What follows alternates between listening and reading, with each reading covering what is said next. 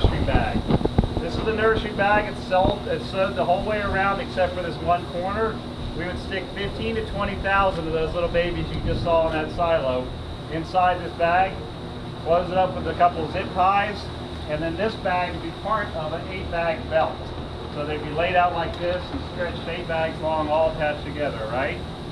What we would then do is take it out to our leases, stick the stakes in the ground, roll the belt out, come back and stick them in the whole way around, and the stakes keep that bag from wandering off. If a storm came up or a bunch of bat rays or something that likes to eat little baby clams came up,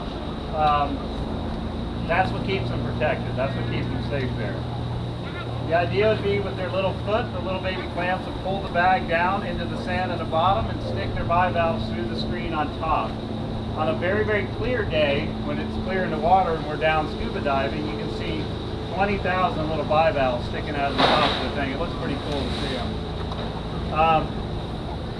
After 3 months of sitting down in the water and growing up, we pull the bags back in. They reach up to dime or nickel size, and then we transfer them. We run them down a tumbler to grade them, transfer them into a bigger mesh bag. Same idea, a bag more of this size, and stick 1,200 to 1,500 in a bag. It's part of an 8-bag belt. We take it back out, we plant it. That would sit in the water for a year. We don't touch it again for a year. So we stick 2 liters of clams in that and then pull it back in a year and it'd be 40 liters. It'd fill up a basket. Any questions on that? How much territory do you have out there? Well, they're all 2-acre parcels. And on one 2-acre parcel, you can put 4,000 bags, which would be 5 million clams. How do you mark them? How is it marked?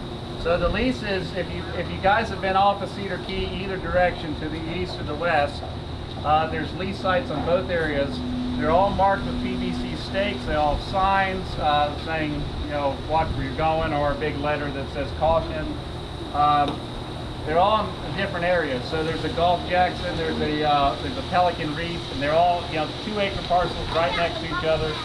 250 to our west and about 250 to the east of us. Each of them capable of raising 5 million clams on.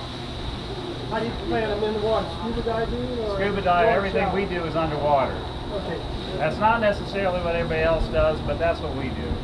When you plant or harvest enough of them, you can't wait on low tides. You just can't do it. So how often do you harvest? We harvest almost every day. Almost every day. How many clams do you out here a day? Today, 250,000. So what we'll do is then go back. These clams have grown up. We'll tie the bag onto a rope, a long line rope, and one of our harvest boats will go harvest them. We get some clams in the corner. There'll be 70 bags on one of these long lines. They'll go out and pull it. They can harvest 70,000 in one load. Bring them in. You can hear the guys just start to tumble now. The load they're bringing in this morning and this afternoon. And let me think. So if you want, since we're talking about tumbling, let's go look at the tumbling section and go from there. If there's any other questions on the lease or the bags or anything like that? How deep is the water? Average depth would be about 5 foot. Oh, okay.